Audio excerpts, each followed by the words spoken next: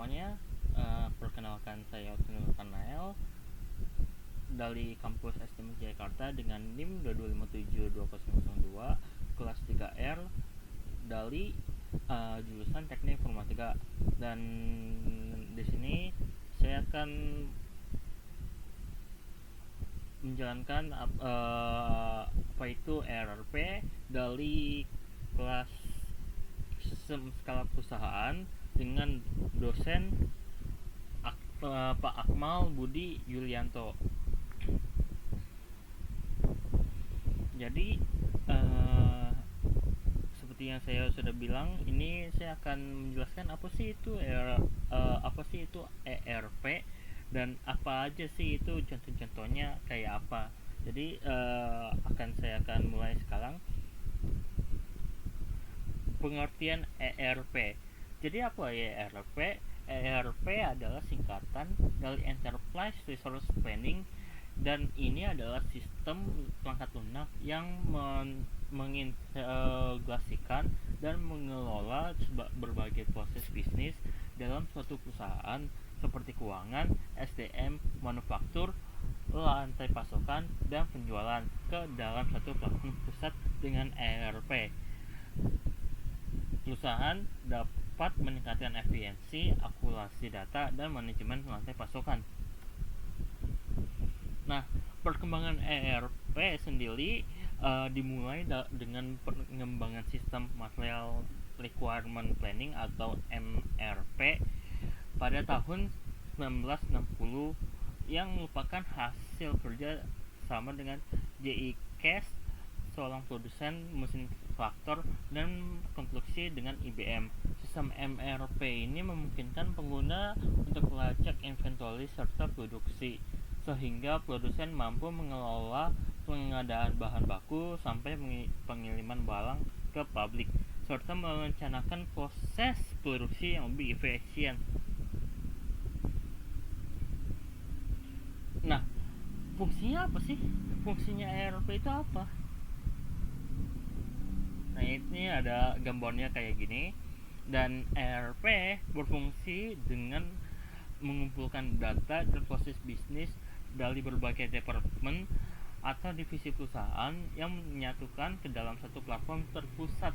Hal ini memungkinkan informasi untuk mengalir secara lancar seluruh organisasi, sehingga setiap bagian dapat mengakses data yang secara bersamaan. Nah, itu yang gambarnya itu. Jadi semuanya itu dapat diambil secara bersamaan, yang service, sales, dan yang lain-lainnya itu. ERP dapat mengumpulkan semuanya itu dalam satu bagian itu saja, dan bisa langsung diambil ke bagian-bagian yang kita inginkan. Nah, manfaatnya dari ERP yang kayak gitu, manfaatnya apa? Ya, ada beberapa manfaatnya. Seperti pertama, dalam efisiensi, ERP meningkatkan efisiensi operasional dengan menghilangkan duplikasi data, mengurangi manual work, dan mempermudah pengambilan keputusan berbasis data. Yang kedua, dengan mengoptimalkan penggunaan sumber daya, ERP membantu perusahaan menghemat biaya operasional dan meningkatkan profitabilitas. Yang ketiga, ERP memungkinkan perusahaan untuk melacak pesanan, persediaan, dan informasi pelanggan secara real time, sehingga dapat memberikan layanan pelanggan yang lebih baik dan respons yang lebih cepat. Yang keempat, ERP memberikan informasi yang akurat dan real time, sehingga manajemen dapat membuat keputusan yang lebih tepat dan tepat waktu. Nah, itu adalah manfaat-manfaatnya. Nah, jenis-jenisnya apa? Jenis-jenisnya ERP itu ya pasti kan perlu dibahas juga kan. Jenis-jenisnya itu apa? Nih, ada beberapa jenisnya. Yang pertama, ERP on premise. ERP on premise adalah software ERP yang diinstal dan dijalankan di server perusahaan sendiri. Sistem ini memberikan kontrol penuh pada perusahaan atas data dan infrastruktur. Biasanya sistem ini lebih banyak digunakan oleh perusahaan kecil sehingga menengah dan yang ingin menjaga data di lingkungan internal. Namun, kelemahannya adalah biaya awal yang lebih tinggi untuk instalasi dan pemeliharaan perangkat yang kelas dan perangkat lunak. Kedua, hybrid ERP. Hybrid ERP menggabungkan fitur dari ERP on-premise dan cloud, memungkinkan perusahaan memanfaatkan kelebihan keduanya. Beberapa proses satu data di host di server perusahaan on-premise, sementara sebagiannya hanya dilalui dan dikelola melalui cloud saja. Jenis ini cocok bagi perusahaan yang ingin mengadopsi sistem cloud secara bertahap atau memiliki kebutuhan spesifik untuk menyimpan dengan sebagian data yang di tempat. Yang ketiga, open source ERP. ERP jenis ini bersifat open source, yang berarti perusahaan dapat melihat, memodifikasi, dan mengembangkan kode ERP sesuai kebutuhan. Jenis ini kelebihannya fleksibilitas tinggi dan dapat menyesuaikan dan memungkinkan perusahaan mengadaptasi sistem ERP sesuai dengan operasional mereka. Meski begitu, perusahaan harus memiliki tim IT yang kuat untuk mengelola dan memastikan konsumsi berjalan dengan baik. Walaupun open source ini lebih fleksibel, tapi jika kerjasama tim IT di dalam perusahaan itu buruk, jadi itu agak kurang maksimal untuk menjalankan open source ERP itu sendiri. Nah, contohnya nih, contoh penggunaan ERP-nya dalam keuangan, mengelola transaksi keuangan, akuntansi, dan pelaporan keuangan. Jadi itu ya gampang untuk kita mengecek apa sih transaksi-transaksi keuangan yang udah terjadi, terus habis itu kayak pemasukannya kayak tahu lah, jadi simple bisa dibilang. Manajemen persediaan, stok barang, produksi dan rantai pasokan.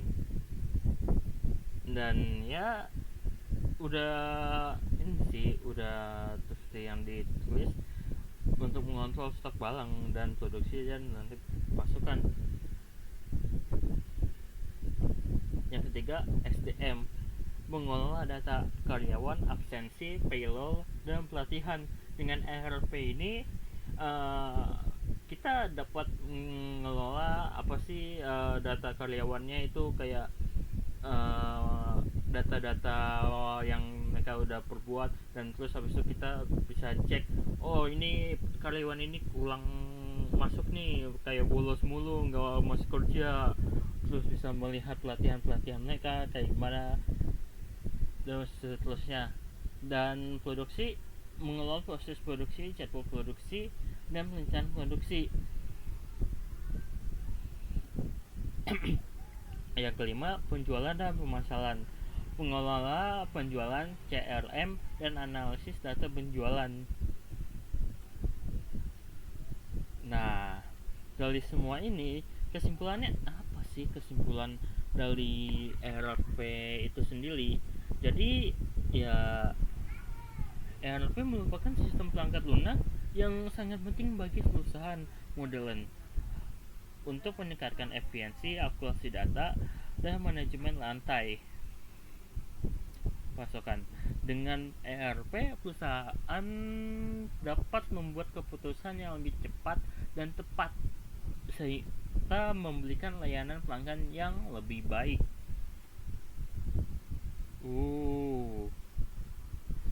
Dan itu saja dari saya, Otranel, dalam menjelaskan apa itu ERP. Mungkin ini bisa dibilang singkat dan kurang jelas dan kurang lengkap, Tapi ini yang saya dapat dari semua yang saya ambil dari sumber-sumbernya, yang saya rangkum itu saja yang saya bisa sampaikan. Sebelum saya mengakhiri, ada salam penutupnya, yaitu dengan semangat perubahan dan kesiapan menghadapi tantangan, mari kita terus tumbuh, belajar, dan menyesuaikan diri dalam setiap situasi. Karena yang mampu beradaptasi dialah yang bertahan dan berkembang.